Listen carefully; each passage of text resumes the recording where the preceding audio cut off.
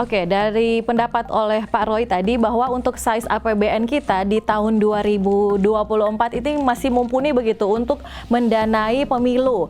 Berarti harusnya itu tidak menjadi alasan mengenai keterbatasan anggaran. Kalau dari Pak Jerry bagaimana tanggapannya, Pak?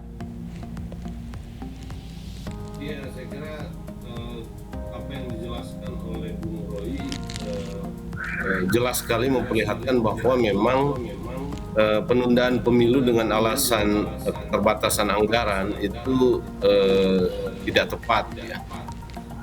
Karena memang begini sebetulnya Regina, kalau lihat wacana tentang penundaan memang kuat sekali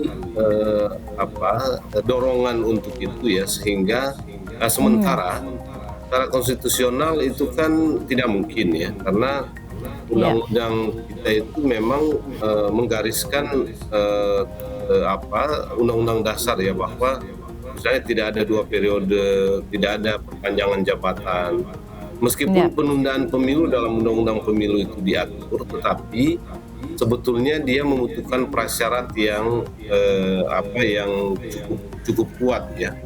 Nah, kalau membaca dan melihat apa yang dikemukakan oleh banyak tokoh ya, oleh banyak elit politik terkait dengan alasan penundaan, saya sih nggak melihat ada alasan yang cukup kuat ya.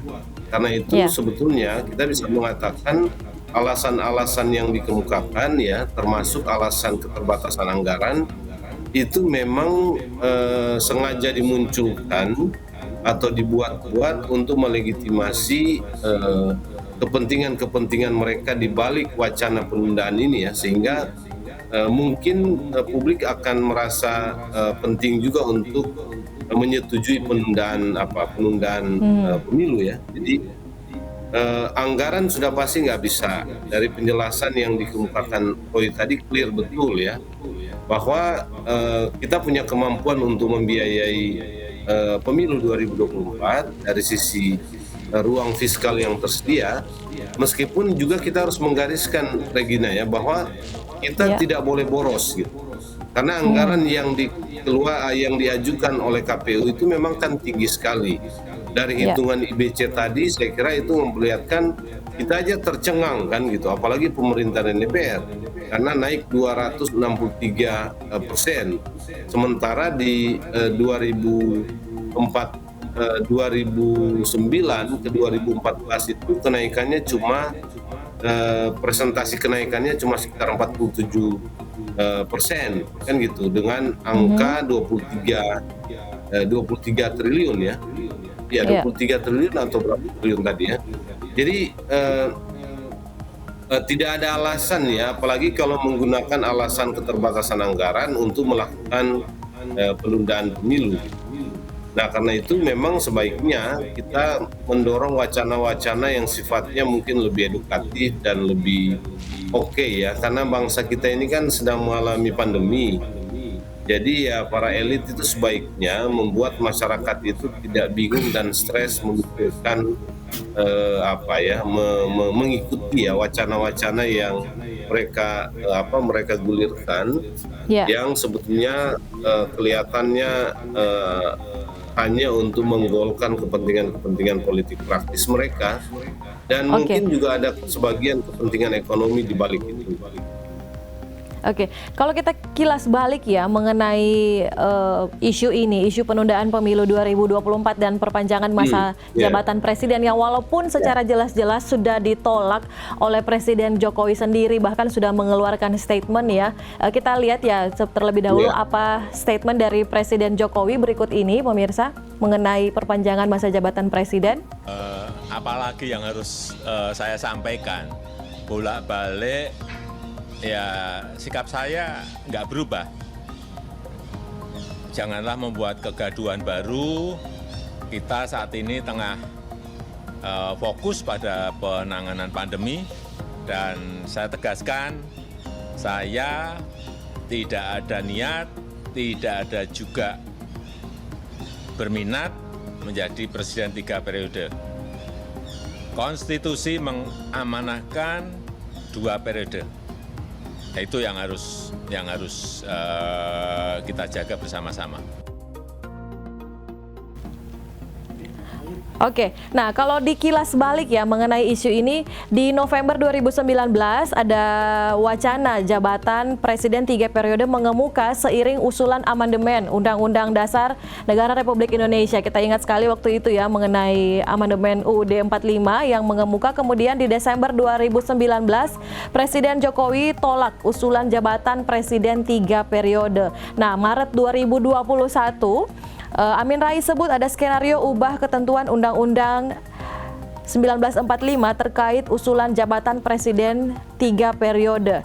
Dan di waktu yang sama juga Presiden Jokowi tegaskan tak berniat atau berminat jabat Presiden 3 periode. Nah, kemudian di Agustus 2021 ada juga wacana pemilu 2024 diundur ke 2027 yang muncul di media sosial. Nah, penyelenggara pemilu angkat bicara waktu itu yaitu Komisi Pemilihan Umum KPU tegaskan bahwa sesuai undang-undang pemilu tetap digelar pada 2024 dan di Januari 2022 ini Menteri Investasi Kepala BKPM Bahlil Lahadalia sebut banyak pengusaha berharap pemilu 2024 dimundurkan. Seperti yang tadi dikatakan Pak Jerry bahwa mungkin ada maksud ekonomi karena seperti kita tahu partai-partai pendukung maupun untuk koalisi yang sekarang ini ada di kubu Joko Widodo tak bisa dipungkiri punya banyak kepentingan-kepentingan karena Presiden Jokowi masih menjabat. Nah, lalu kira-kira bagaimana itu Pak Jer? Iya, kalau menarik sebetulnya kalau lihat kronologinya ya. Kan dulu tahun lalu itu digulirkan oleh seorang pengamat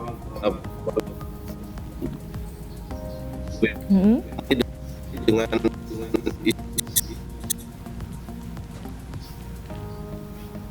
isu 3 periode. Gimana Pak Jer? Boleh ulang Pak? Komunikasinya agak putus tadi. Gimana Pak Jer? Ya. Boleh diulang? Kalau lihat kronologi isunya ya, menarik untuk kita cermati. Pertama itu diusulkan oleh seorang pengamat politik namanya Muhammad Qaddari. Kemudian itu di tahun lalu ya, tadi Gina sudah sebutkan itu di November kalau tidak salah. Ya. Setelah itu di awal tahun ini itu diungkap lagi oleh salah satu menteri dari Presiden Jokowi. Nah, beberapa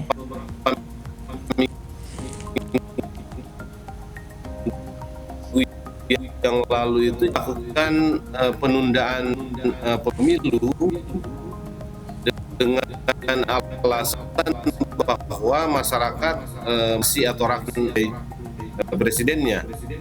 Ya.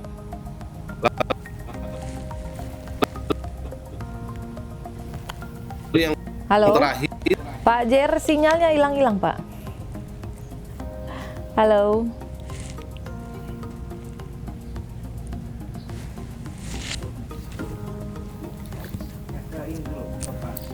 Ya, ini gangguan sinyal. Pak Jerry hilang sinyal. Kita ke Pak Roy dulu. Pak Roy, salam. Ya.